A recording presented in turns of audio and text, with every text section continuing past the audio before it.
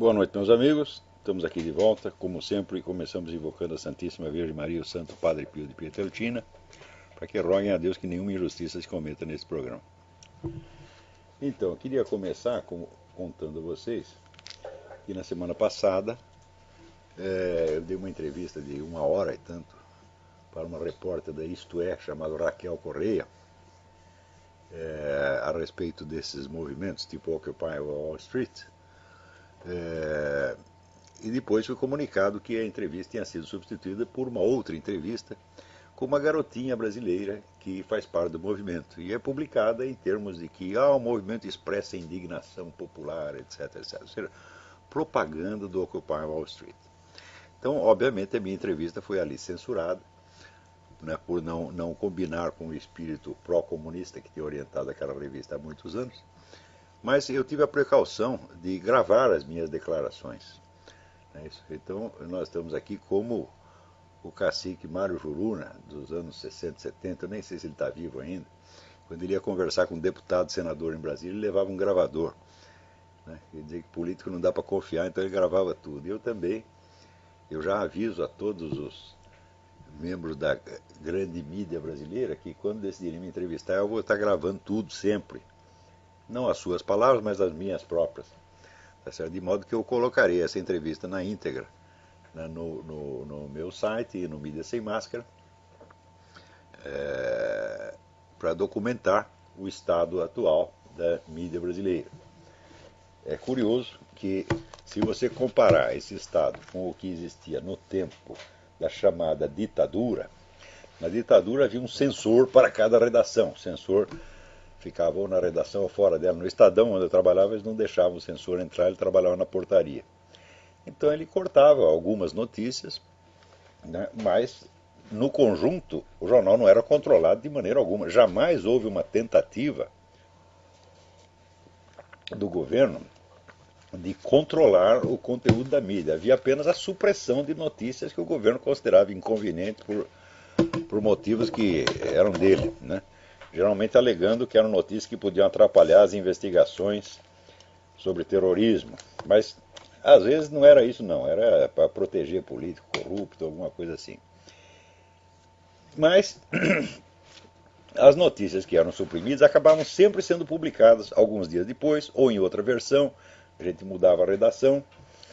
E sempre que se suprimia uma notícia, por exemplo, no Estadão, se colocava ali no lugar alguma coisa, ou um poema de Camões ou uma receita de bolo, de maneira que o público ficava sabendo que tinha uma notícia faltante.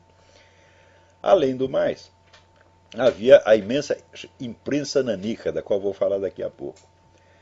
Então, isso é que, embora existisse censura, não existia um controle da mídia. E hoje em dia existe o controle total da mídia, gente.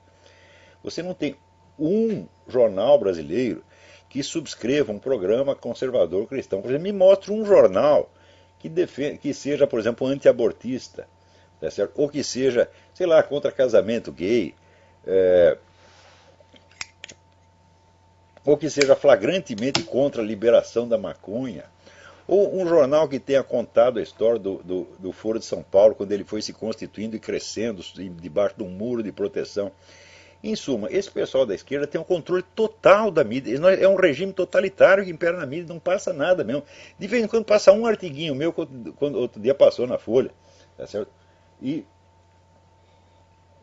mesmo aqueles órgãos que são tidos como os mais direitistas, como a Veja, por exemplo, a Veja subscreve todo o programa do marxismo cultural, defende tudo aquilo. Então, o que se chama de direita hoje é apenas aquilo que não é suficientemente esquerdista pelos padrões do vermelho.org, do PCdoB. Quer dizer, se você está um pouquinho à direita do PCdoB, você já é extrema-direita, fascista, reacionário, etc, etc. Então, chegamos a uma situação de controle totalitário da mídia. Isso já está acontecendo no Brasil faz muitos anos, né? Agora, outro dia me chamaram a atenção para um artigo que saiu aqui de um tal de senhor Nemércio Nogueira, né? É a Democracia, Estúpidos, diz ele, né? Publicado no site do Instituto Vladimir Herzog, né? Ele diz: é alarmante o resultado da pesquisa da chilena Latinobarômetro que a Folha de São Paulo publicou no dia 29 de outubro. ela mostra que no último ano o apoio da população brasileira à democracia caiu de 54% para 45%. Daí, diz ele chama todos de população brasileira, todo um bando estúpido, não acredita, não entende a importância da democracia, né? E aproveita para dizer, por isso mesmo é muito importante o trabalho que vem sendo feito pelo Instituto Vladimir Herzog com o seu projeto Resistir é Preciso, resgatando os jornais e jornalistas que nas bancas, na clandestinidade ou no exílio combateram a ditadura. Em vídeos, livros, documentários e outras iniciativas, o Instituto insere na história do Brasil e procura mostrar a todos, principalmente aos mais jovens, qual era a realidade que vivíamos nos anos de chumbo. Vamos ver a realidade tal como eles a entendem. Então, uma tônica, eu não assisti todos os depoimentos, mas assisti alguns, os mais significativos, como por exemplo o do Audálio Dantas, que era presidente do Sindicato de Jornalistas, né, o do Zé Hamilton Ribeiro, do Milton Severino da Silva, né, Fernando Pacheco Jordão e outros, que eram meus colegas na época. E a tônica é o seguinte, é estabelecer um muro, um abismo de diferença entre o que era a grande mídia, que era cúmplice do governo militar, e o que era a imprensa nanica, já chamada nanica na época, né? Que eram então aqueles coitadinhos que resistiam à ditadura, né? Fora, totalmente marginalizados, excluídos, né? Aquelas vozes sufocadas pela censura e assim por diante. Só que essas são as palavras que eles mesmos usam para definir, né? E vários depoimentos ali, as pessoas se lembram daquela época, dos seus feitos heróicos daquela época e choram, se comovem diante do seu próprio heroísmo, né, do caráter sublime da sua biografia, dos seus feitos de juventude. Só que é o seguinte, junto com este empreendimento, o Instituto Vladimir Herzog promoveu uma exposição que dá para vocês uma ideia aproximada do que foi a imprensa nanica sob o ponto de vista quantitativo. Então é o seguinte, só no exterior, essa gente publicou 112 jornais. 112 jornais circulando no exterior. No Brasil havia mais 110. Só que desses 110, eles também não contam nisso aí as publicações acadêmicas das universidades, que eram todas de esquerda. É isso. Eles não contam o cinema, o rádio, a TV, etc, etc. Em suma, ora, se formos contar só os jornais que eles puseram na lista, são 112 jornais.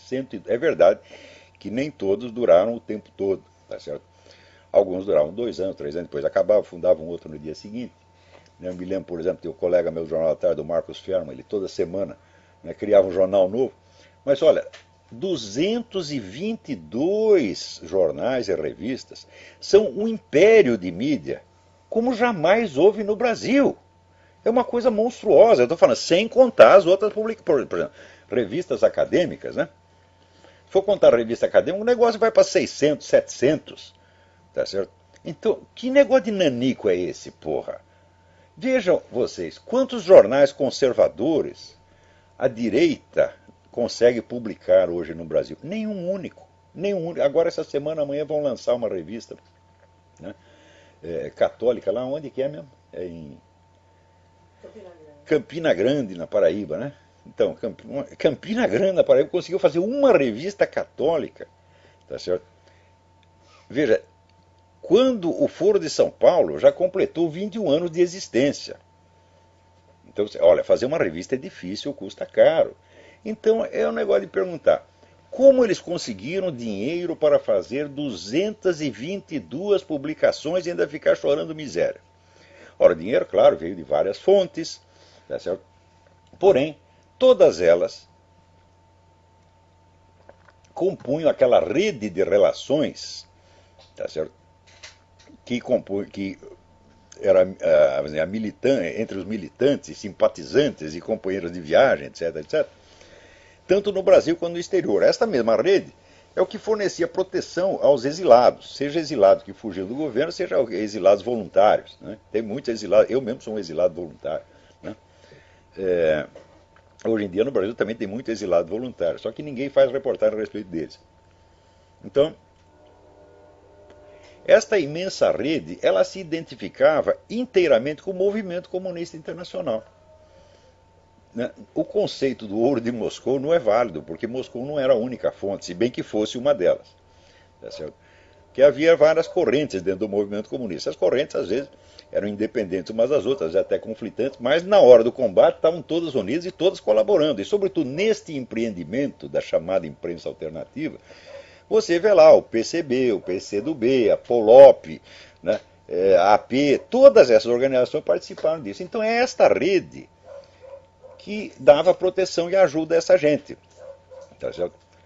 Então, ora, esta rede é a mesma que estava no poder nos países comunistas. Vários países comunistas deram apoio a isso. Cuba deu apoio, a Argélia deu apoio. Mas, então, enquanto eles estavam, entre aspas, lutando pela democracia no Brasil, o mesmo movimento que os apoiava, que dava sustentação aos seus projetos, o que estava fazendo pelo mundo? Você veja, a China matou 1 milhão de pessoas na Revolução Cultural, quer dizer, depois de já ter matado mais de 60 milhões, né? Durante a Revolução Cultural, que começa em 1966, quer dizer, 2 anos depois do nosso malfadado golpe militar, quando esta gente, tipo os nossos jornalistas de esquerda, estavam aí fugindo pelo mundo e fazendo jornais, sofrendo horrores em Paris, não é isso? E, eles estavam lá matando 1 milhão de pessoas a partir de 66. No Camboja mataram 2 milhões entre 1975 e 1979. Na Coreia do Norte mataram 1 milhão entre 1965 e 1987, quer dizer, um ano antes de terminar a nossa ditadura. Na Etiópia mataram 1 milhão entre 1977 e 1978. Então, este era o empreendimento que sustentava social, econômica e politicamente essa gente. Olha, nenhum deles disse nunca uma palavra contra isto. Algum deles disse uma palavra contra o movimento comunista internacional? Jamais. Agora, quando morria um esquerdista aqui, era um forrobodó, era um barulho. Tá certo? Eu me lembro, olha, eu não posso olhar essa época com total antipatia, porque eu participei desta coisa. Eu colaborei com vários jornais da imprensa nanica, e inclusive participei do episódio mais importante da história, que ali no série de depoimentos do Resistir é Preciso é bastante celebrado ali pelo Audálio Dantas, Hamilton Ribeiro, Fernando Pacheco Jordão e outros, que foi a edição do famoso número 4 do jornal Unidade do Sindicato Jornalista de São Paulo. Eu estava lá, eu ajudei a preparar e fechar a edição, que foi o jornal que denunciou, foi o primeiro a denunciar a morte do Vladimir Herzog, causando depois uma onda de protestos, né, no Brasil inteiro. Então, eu estava lá, participei disso. Então, a juventude desses caras foi a minha mesmo. Quer dizer, eu passei o risco que eles passaram, que também não foi grande, tá certo? Colaborei com eles durante todo esse tempo. Só tem uma diferença. Eu, quando cheguei à maturidade, eu fiz uma revisão crítica do que foi a minha vida. E eles não, eles continuam lambendo os seus mitos de juventude, as suas glórias de juventude. Eles são os velhinhos caquéticos vivendo de glórias de 40 anos atrás.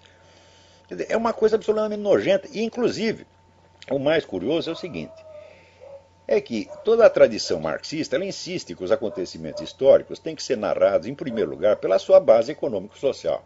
Não se trata de falar de causas econômicas de tudo, mas pelo menos mostrar a base, quer dizer, os meios de ação, porque sem meios de ação não existe ação, e, evidentemente, a conquista dos meios de ação faz parte da própria ação. Então, se não sabemos de onde saiu o dinheiro, de onde saiu o recurso, de onde saiu a rede de relações sociais que possibilitou tal ou qual empreendimento, nada sabemos desse empreendimento. E o curioso é que justamente essas pessoas, esses 60 e tantos entrevistados, que são todas pessoas, uns são marxistas, ex-professor, como Zé Luiz Del Roio, né, do Quartinho de Moraes e outros são, pelo menos, profundamente influenciados pelo pensamento marxista. Eles omitem completamente a questão da base econômica e social e falam só do aspecto sentimental e heróico dos seus empreendimentos. Por que fazem isso? Porque se você for ver a base econômica e social, você entende que era o movimento comunista internacional, com todo o seu poder, com toda a sua truculência, com toda a sua desonestidade, que os estava sustentando, meu Deus do céu.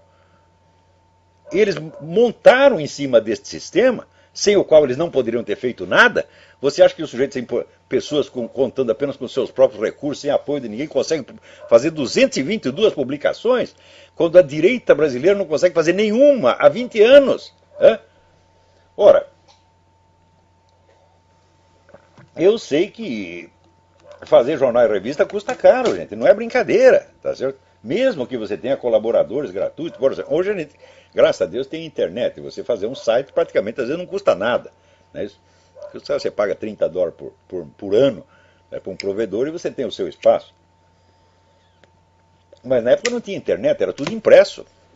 Tá certo? Então eles não podem mostrar a base social e econômica do seu empreendimento, porque isso mostraria, primeiro, que a imprensa não era nanica, a imprensa alternativa não era nanica de maneira alguma, era monstruosa, gigantesca.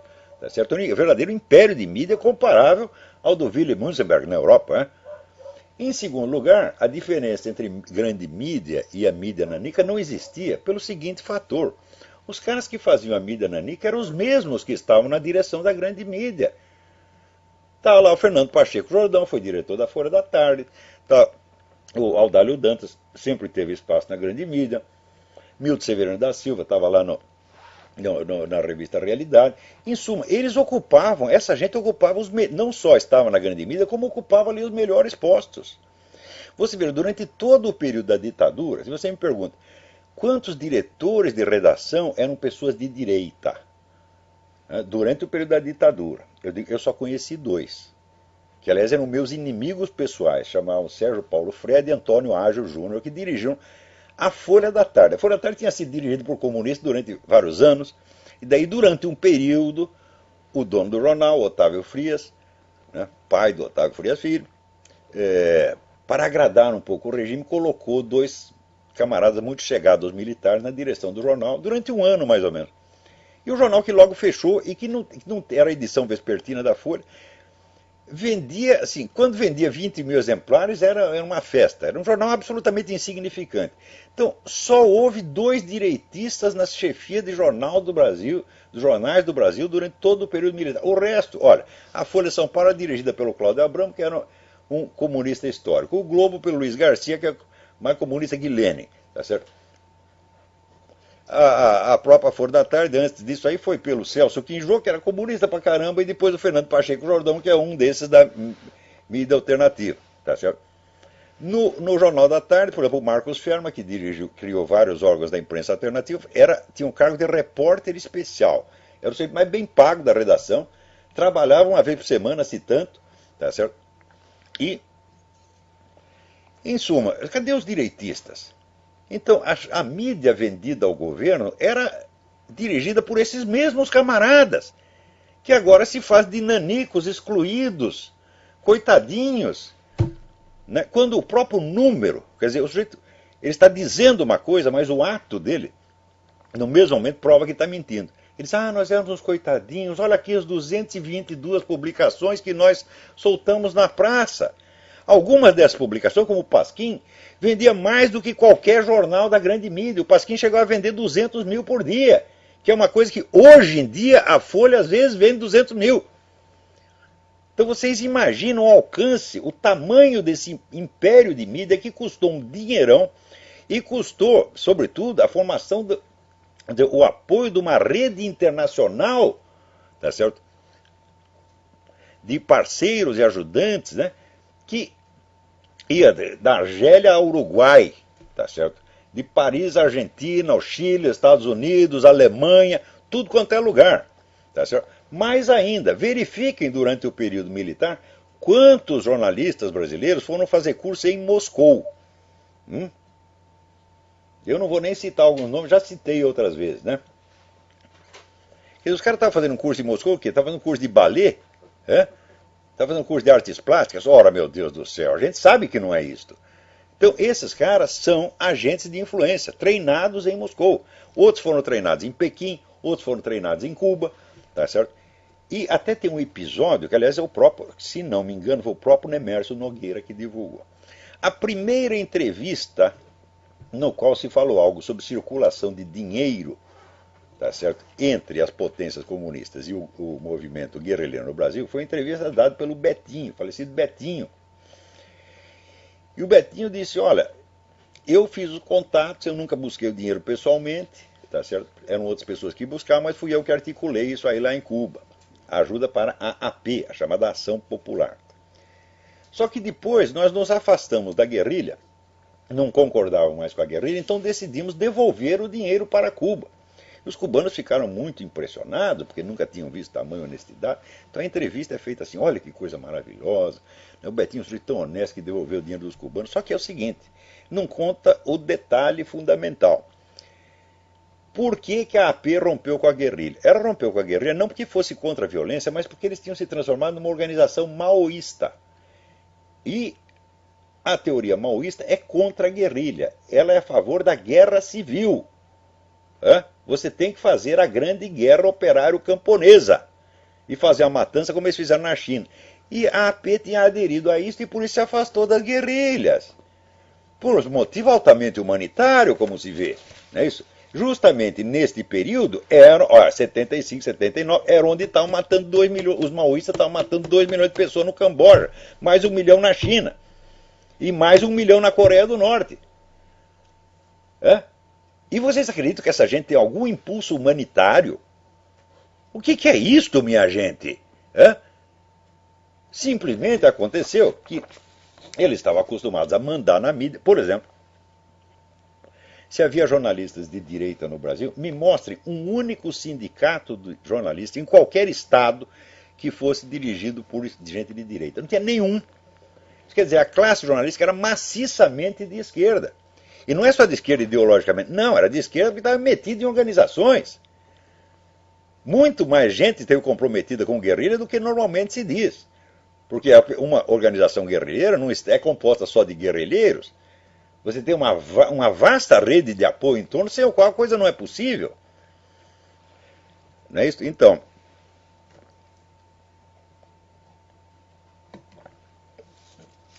isso quer dizer que a história ali foi contada só pela sua superfície brilhante. Não foi contada na realidade material daquilo que a constituiu. Eu até estou escrevendo uma série de artigos sobre isso, para documentar a coisa melhor. E note bem, eu não estou acusando aqueles testemunhas, aqueles entrevistados, e muito menos o diretor da série, Ricardo Carvalho, que não é parente meu, não estou acusando de ter mentido premeditadamente. Não. Eles contam a história, você vê pelos depoimentos, você vê que a espontaneidade do tom, a sinceridade das emoções é notória. O cara quando chora, chora. Parece o Paulo Moreira Leite, Paulo Moleira, lembrando da sua juventude e chorando, nós fizemos a coisa certa, olha como nós éramos lindos.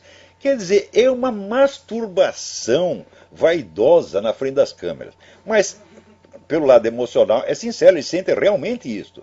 E a história tal como eles a imaginam, retroativamente, é realmente a que eles contaram. Só que essa não é a história que materialmente aconteceu.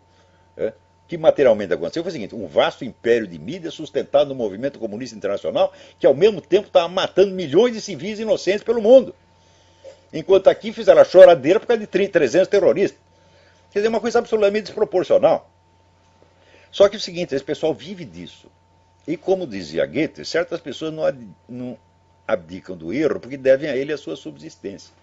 Então ali é mais do que uma mentira premeditada, é um erro estrutural profundo, é uma mentira neurótica, mentira histérica. Só que o histérico, ele não sente o que ele vê, ele não sente o que se passa, ele sente o que ele imagina. Ele imagina a coisa, se emociona e começa a expressar suas emoções, chorar. Né? Então, aquilo não é uma mentira deliberada, é um fingimento histérico. É um estado de total alienação. Quer dizer, uma geração inteira que não conta para si própria a sua própria história.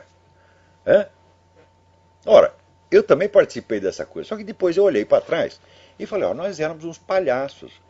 Tá certo? Por quê? Nós fazíamos, quando mataram o Herzog, nós fizemos um barulhão dos diabos. Tá certo? E enquanto isso, os parceiros do Herzog, membros do movimento comunista internacional, estavam matando milhões de pessoas em outros lugares e isso não nos dizia respeito.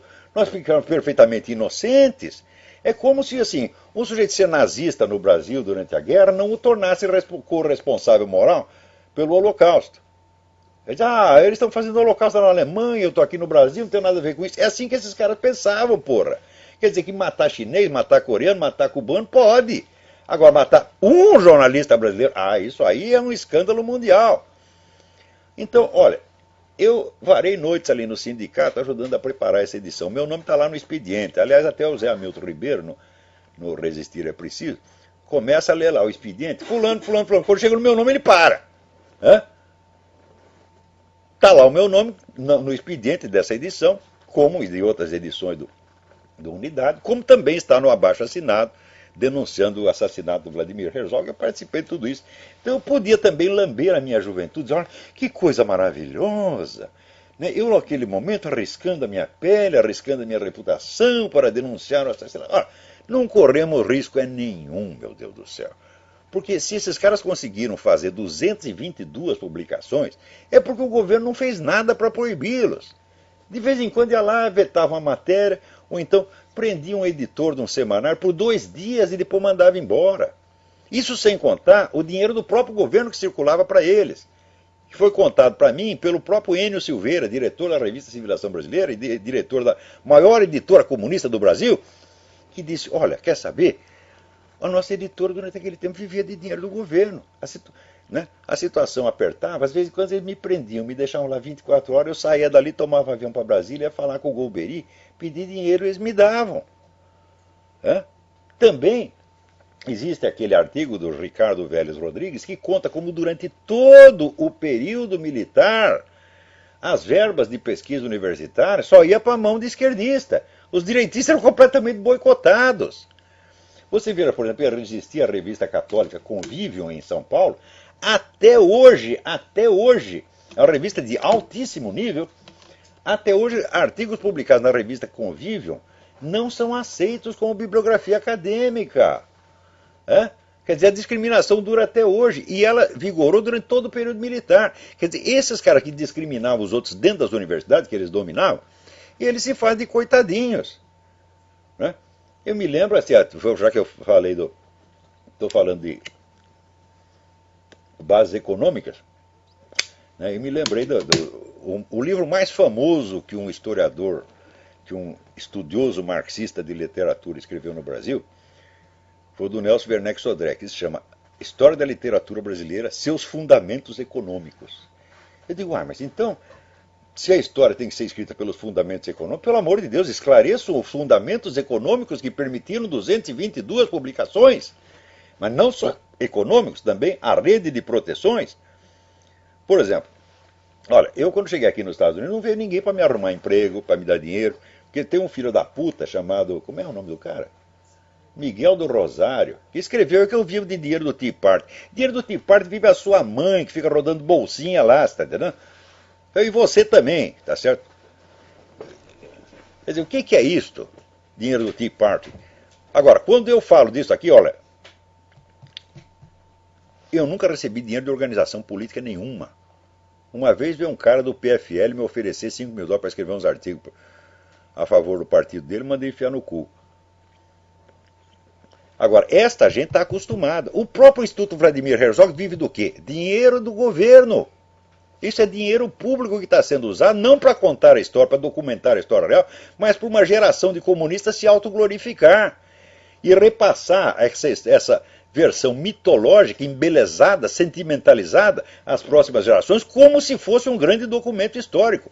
Curiosamente, ainda digo, não houve a intenção de mentir, houve a mentira estrutural, a mentira internalizada. Porque o Ricardo Carvalho, quando ele apresenta a série, os depoimentos foram todos muito emocionados. E ele parece pensar que o fato de depoimentos serem emocionados é prova da sua importância documental, quando é exatamente o contrário. Velhinhos, falando da sua bela juventude, eles tendem antes a idealizar sentimentalmente a coisa do que a contar os fatos pão, queijo, queijo. Tá certo?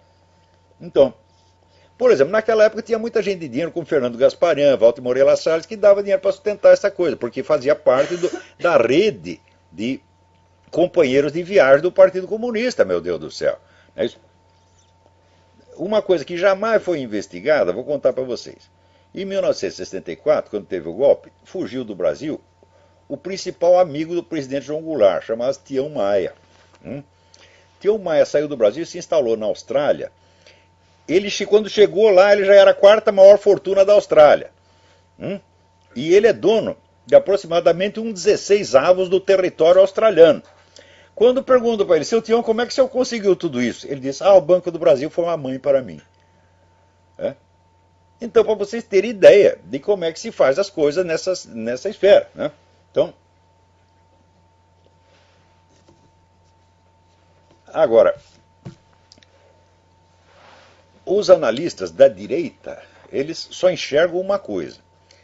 Quando sai dinheiro direto de um governo comunista para um bolso brasileiro, aí eles identificam. Mas e a rede inteira? Não conta? Quer dizer que se não sai dinheiro direto da KGB para o bolso de um comunista brasileiro, então não houve, né? Não tem base econômica o movimento comunista, saiu tudo do ar, né? Nasce espontaneamente, como um peido. Né?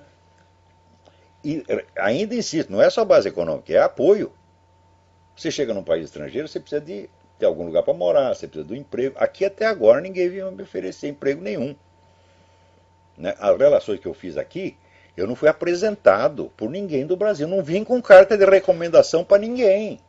Né? Comecei a mandar uns artigos, mandava um artigo lá para o David Horowitz, mandava um artigo para o Joseph Farah, mandava um livro para esse, mandava...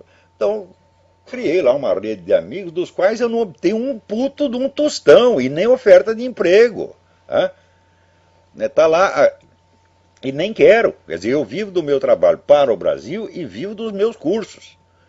Tá certo? E se quer saber, o Instituto, American Institute, é sustentado por mim pessoalmente, com o meu dinheiro. Tá certo? E tem mais 2 amigos no Brasil que ajudam a pagar o salário de quem trabalha lá. Tá certo? O salário de fome que nós pagamos aí para o Alessandro e outros colaboradores. Isso é tudo.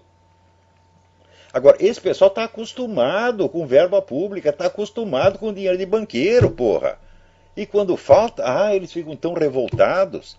Então aí, seu Audálio Dantas, o senhor tem a obrigação de contar assim, qual foi a base econômica, quanto custou para publicar fazer 222 publicações, sendo 112 delas no exterior. Veja a força do negócio. 222 publicações, o que há? É um Willy Münzenberg, de novo, Então,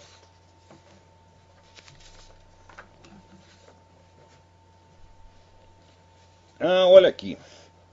Amanhã vai haver uma palestra do Nivaldo Cordeiro na livraria online do Seminário de Filosofia. Informações no www.mediasemmascara.org. O tema da conferência será a música do Apocalipse, Thomas Mann, das 20h30 às 21h30. Então não percam, com o Nivaldo Cordeiro sempre tem coisa interessante para dizer. Peraí, tem alguém na linha. Alô? Olavo? Eu? Quem é? Bom, Olavo, é André de Marília, São Paulo. André de Marília, tudo bem? Bem. Olavo, eu estava fazendo algumas considerações sobre a revolta lá da USP e eu queria saber se eu estou muito maluco ou não. O PT tinha um plano de ter 75% das prefeituras com mais de 50 mil habitantes, que pelo Estatuto do Desarmamento são as que têm direito de ter a Polícia Municipal armada. Isso não deu certo na última eleição. Tá? Será que essa tentativa de conseguir a polícia dentro das universidades não é um jeito de tentar fazer isso novamente, ou seja, se armar outra vez? Olha, esse movimento já foi denunciado aí que tem dinheiro do governo no meio. Tá certo? Esse movimento é, vamos dizer, incentivado pelo próprio governo e seus parceiros, tá certo? Para criar uma atmosfera de agitação e de medo, tá certo? Assim como no passado usaram Comando Vermelho, PCC e outras coisas, tá certo? Manter a população assustada e impor um sistema cada vez mais autoritário. Mas acontece o seguinte, quando se fala em autoritarismo, aí tem uma dubiedade. Por exemplo, o Nemércio Nogueira, ele critica a população brasileira porque 54% dos brasileiros preferem um regime mais autoritário, que ele confunde propositadamente com totalitário, filha da puta. Então, o povo brasileiro, quando fala autoritário, está se referindo ao governo militar. Eles têm saudade do tempo do militar, por quê? Porque na época, meu filho, havia 2.000 homicídios por ano, hoje tem 50. Hã? Na época, tá certo? Os estudantes brasileiros não tiravam os últimos lugares nos testes internacionais. Na época você tinha grande cultura no Brasil, e assim por diante. Né? E outra coisa, não tinha roubalheira. Você viu, num dos programas passados, eu contei para você como é que foi o fim da vida dos generais presidentes. Eles não tinham nada, entraram com nada e saíram com nada. Não roubavam de jeito nenhum. Então o povo tem saudade disso. É da decência, da ordem, da honestidade do governo. É disso que ele tem saudade. Tá certo? Agora, o tipo de regime autoritário que essa gente está criando, vamos dizer, é a corrupção institucionalizada. Tá certo? É o mensalão permanente. Todo mundo lá enchendo os bolsos de dinheiro. Eles sempre fizeram isso e sempre vão continuar fazendo. Acabei de contar a história do amigo do presidente João Goulart. No tempo do João Goulart já era assim. Quer dizer, sempre que eles chegam ao poder, o negócio é encher os bolsos de dinheiro e financiar tudo com o dinheiro do governo. Está aí. Então, acabei de falar do Instituto Vladimir Herzog, que é praticamente um órgão do governo. Está lá uma instituição sem fins lucrativos, etc., sem fins econômicos, sabe? Mas está lá gastando dinheiro do governo para fazer propaganda deles mesmo. Tá certo? E ainda pede doação. Agora, eu quando pus um banner pedindo doação na minha parte, 200 caras, tá pedindo esmola. O que é isso? Agora, o Instituto Vladimir Herzog tem dinheiro da Petrobras, tem dinheiro do Arquivo Nacional, tem dinheiro do Ministério não sei do que, e ainda põe lá um banner pedindo esmola. O que é isso, porra? Então, o que eles estão montando é um sistema de controle total. E isto não é só no Brasil, está acontecendo no mundo inteiro. Aqui nos Estados Unidos, todo dia tem um novo projeto que aumenta formidavelmente o poder do governo, o poder de intervenção do governo na sociedade, enquanto o pessoal do Occupy Wall Street está lá brigando pelo quê? Mais controle do governo sobre a sociedade.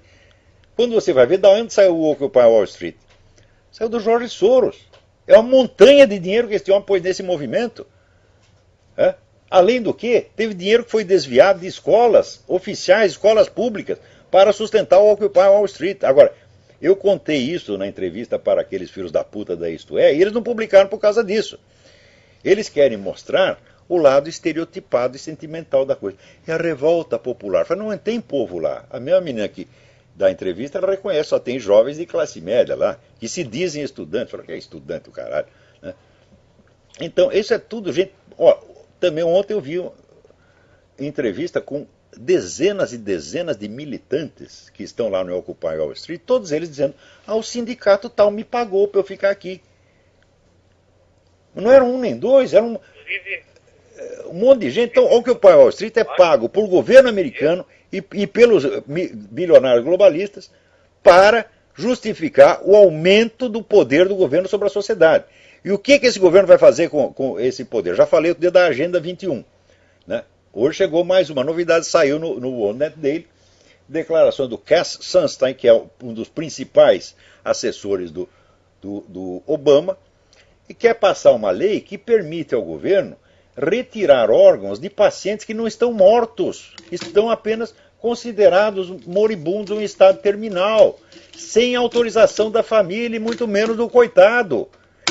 Ou quer dizer, isso é um programa que vem da tal da filosofia transhumanista, que considera os seres humanos são apenas corpos, e esses corpos pertencem ao governo que pode fazer o que quiser com eles. É este o sistema que está sendo implantado, é uma coisa absolutamente monstruosa, macabra.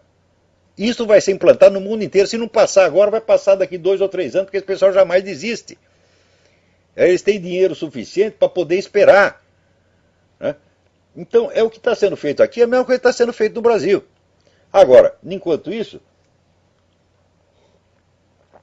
você vê qual é o retrato que aparece do Occupy Wall Street na mídia brasileira. É da revolta popular. Fala, mas não tem povo nenhum lá, meu Deus, o povo está no Tea Party. O Tea Party está cheio de trabalhador, mãe de família. Agora, lá só tem moleque de universidade e de universidade pública que está estudando de graça à custa do trabalho dos outros, como no Brasil, esse filho da puta da USP, porra. Quer dizer, até quando nós vamos tolerar esse tipo de coisa? Né? Agora, enquanto aqui, o pessoal que podia representar uma oposição, o pessoal da Igreja Católica, qual que eles fazem? Pega lá a Rádio Canção Nova, né? E deram espaço lá para o pessoal do PT. Agora, não é só o pessoal do PT O pessoal está até esquecendo quem que eles chamam, Gilberto Carvalho. Gilberto Carvalho, gente, era o homem de ligação entre o governo brasileiro e o Foro de São Paulo. Gilberto Carvalho era diretor da revista América Livre, que era o órgão do Foro de São Paulo. Ou seja, estão botando o Foro de São Paulo dentro da Canção Nova, meu Deus do céu. E mesmo os caras que estão protestando contra isso, eu acho que não se tocaram. Não é só questão de você dar espaço numa rádio católica para gente que é abertamente anticatólica e comunista. Não. É para um homem poderoso que tenha lá o Foro de São Paulo na mão.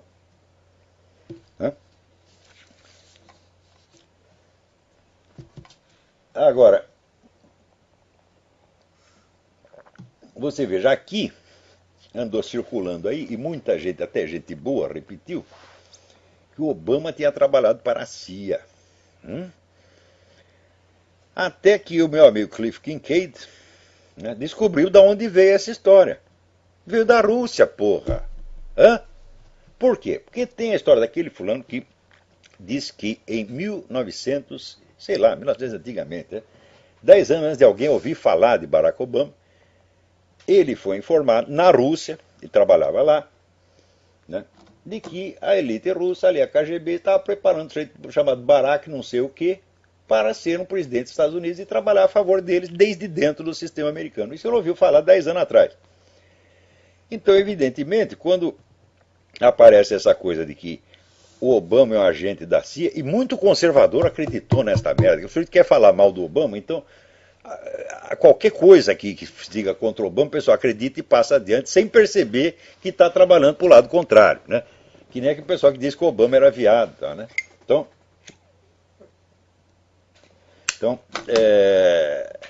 não é assim que se faz. Você tem que investigar a fonte, saber de onde vem. Né? Então, a fonte é um tal de Wayne Madsen, que é um articulista do Russia Today, quer dizer, um órgão da mídia oficial soviética, russa. Né? Então,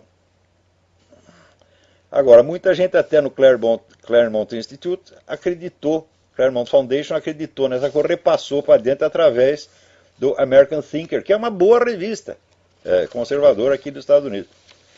Então, olha, quando você vê assim, a Rússia dizendo que o Obama é agente da CIA, é mais fácil acreditar que ele é agente da KGB, porra. Porque ele não fez nada em favor da CIA, mas fez muita coisa em favor da KGB. Né?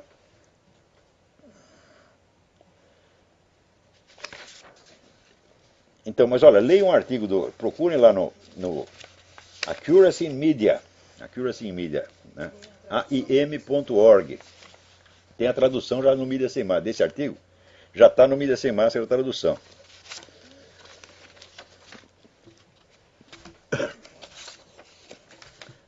Então, aqui, ó. Saiu no artigo do Bob Unruh, no Ornet dele. Próximo item da agenda Obama. Né? Pacientes vivos como doadores de órgãos. Esse Cass Sunstein é um monstro. Esse sujeito é o Dr. Frankenstein, né? Ele só tem ideia desse tipo.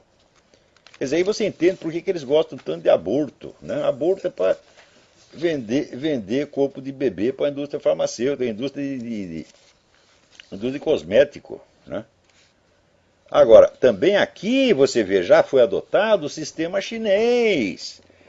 Quer dizer que se tem um médico, uma enfermeira que se recusa a praticar um aborto, ela perde o emprego. Aí já aconteceu aqui. Né? O nome da dona até perdi aqui. Não estou achando a enfermeira.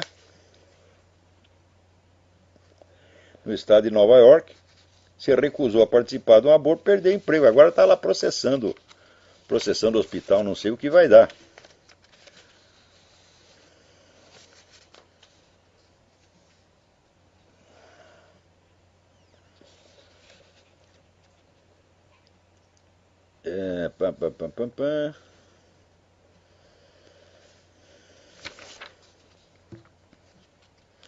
Aqui agradeço a carta do Luciano Antunes.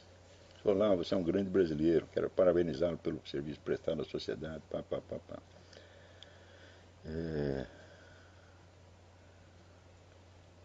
Ele diz, o conjunto formado pelos seus textos deixa claro o seu posicionamento, mas os textos, quando lidos isoladamente, parecem não surtir o mesmo efeito.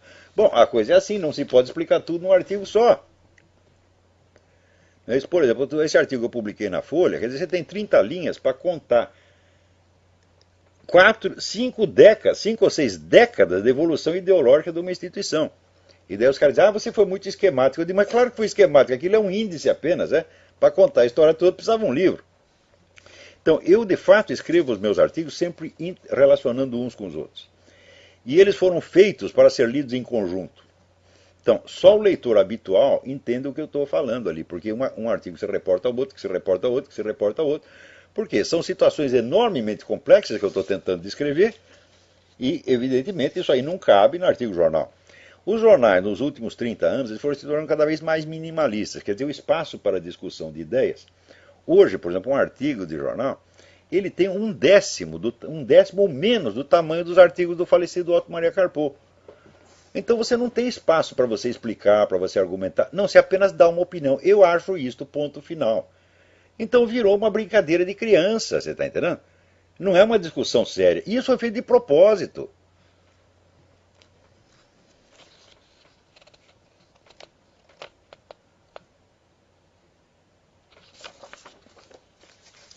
Olha aqui, alguém me manda uma fotografia de cristãos queimados vivos na Nigéria. Os caras estão matando cristão a rodo aí no mundo. Você ouviu algum desses caras da mídia brasileira reclamar contra isso?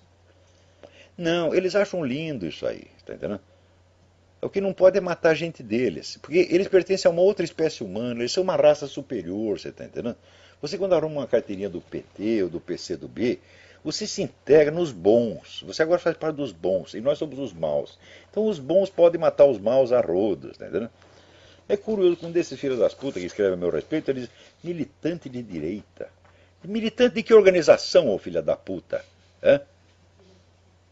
Quer dizer, o militante sou eu. Agora, quando ele vai falar do Quartinho de Moraes, que é, evidentemente, um militante profissional, tá certo? Do PCdoB há muitos anos. Ah, não, o filósofo Quartinho de Moraes. Ah, filósofo é a puta que eu pariu. Agora, diz que finalmente o Centro Acadêmico 11 de Agosto saiu da mão da esquerda. Então, olha, é uma notícia auspiciosa. Porém, não adianta nada você ganhar uma eleição, porque os caras voltam. A não ser que você aproveite a sua presença ali numa situação mais favorecida, para você destruir a fama dos caras para sempre, contar tudo o que eles fizeram. Você veja, o governo militar não fez uma única campanha anticomunista durante 20 anos. Ele falava contra a guerrilha, contra a violência. Não fez campanha anticomunista de jeito nenhum, quando tinha obrigação de fazer. Eles tiveram 20 anos para esclarecer a população brasileira quem são esses caras, porra. Né? Dizem, olha, eles estão aí chorando por causa de do cara que sofreu tortura, mas eles mesmo mataram milhões e milhões de pessoas pelo mundo. E esses mesmo que estão chorando vivem do apoio do movimento comunista internacional. Né? Então, o governo não fez isso, não quis fazer. Né? Por quê? Porque tinha aqueles escrúpulos burgueses idiotas. Né? O Marechal Castelo Branco via com horror a perspectiva de criar um novo DIP. DIP é o Departamento de Imprensa e Propaganda do Getúlio Vargas. Ele tinha obrigação de criar um DIP, porra. Porque esses caras, eles estão lá, no dia seguinte eles criam um DIP. Um DIP para mentir, tá certo? Para esconder os crimes deles. Agora, aqui também a coisa está mal parada, porque você veja, o secretário da Defesa aqui, Leão Panetta, o currículo do cara é de um homem da KGB. Ele só ajudou comunista a sua vida inteira. E agora o cara tem... Veja, está na posição como se fosse um comandante supremo das Forças Armadas. Os milicos tudo tem que obedecer ele. Quer dizer, primeiro botar esse cara na CIA. Mas você abre os arquivos da CIA para um agente comunista. E depois dá o Ministério da Defesa para ele. Existe alguma dúvida de que o governo Obama trabalha contra os Estados Unidos? Não tem mais dúvida nenhuma, porra. Né?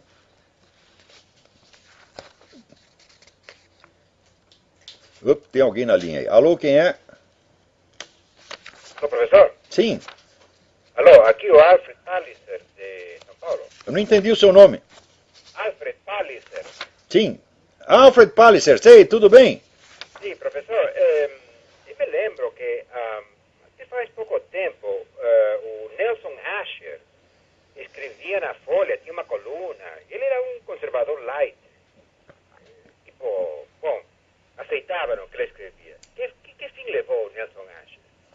Ah, provavelmente deram-lhe um pé na bunda. O Nelson Asher, para o critério vigente, já é extrema-direita, né? Não pode ter. Pois se eles consideram o Reinaldo Azevedo extrema-direita, eu extrema-direita, falo, bom. Então, Você sabe se continua escrevendo em algum lugar? eu acho que não. Eu não tenho visto o artigo dele há muito tempo. Aliás, é uma boa pergunta que você está fazendo. Quem souber de onde foi parar o Nelson Asher, por favor, nos informe. Eu já tive meus arranca-rabo com o Nelson Asher, mas ele estava escrevendo coisa muito boa na Folha. Muito bem. Bom, então, muito obrigado. Obrigado. Fica aí a pergunta para quem souber a resposta. Agora aqui. Não. Olha que maravilha. Relacionamento a três é reconhecido por juiz como união estável. Aqui.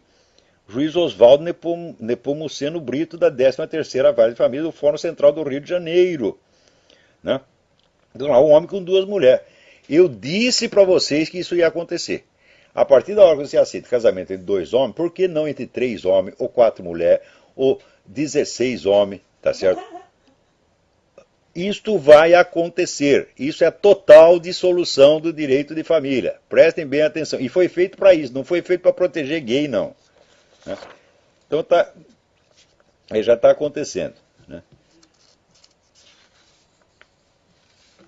Então, eu recomendo muito para vocês esse artigo da Ann Coulter, que nós traduzimos no Mídia Sem Máscara, onde ela conta a origem dessa história, né, dessas histórias que apareceram de abuso sexual, de assédio sexual supostamente praticado pelo Herman Cain.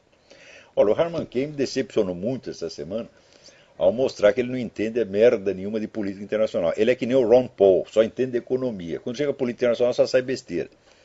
Ele nem sabia direito o que estava acontecendo na Líbia. Então, já se desqualificou como candidato, favorecendo imediatamente, né, o Gingrich, que não é tão mal assim, como dizer, um conservador light, e o Mitt Romney, que é um homem assim, que nem o Zé Dirceu, tem 2 narizes, 4 orelhas, assim por diante. Né?